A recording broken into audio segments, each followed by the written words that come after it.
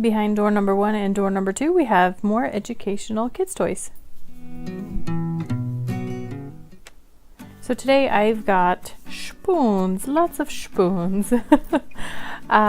You will see here in these 2 little boxes that I made, or you can put them in the bags, however you want to organize them. I've got some white spoons, and then I have some clear spoons.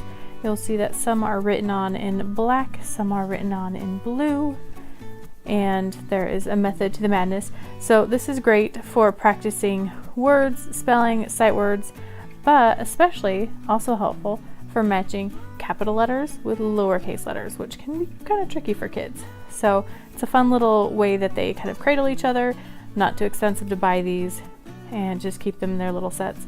So just a quick little video today on that fun idea, and let me know what you think, if this would be a useful thing to help kids with their reading.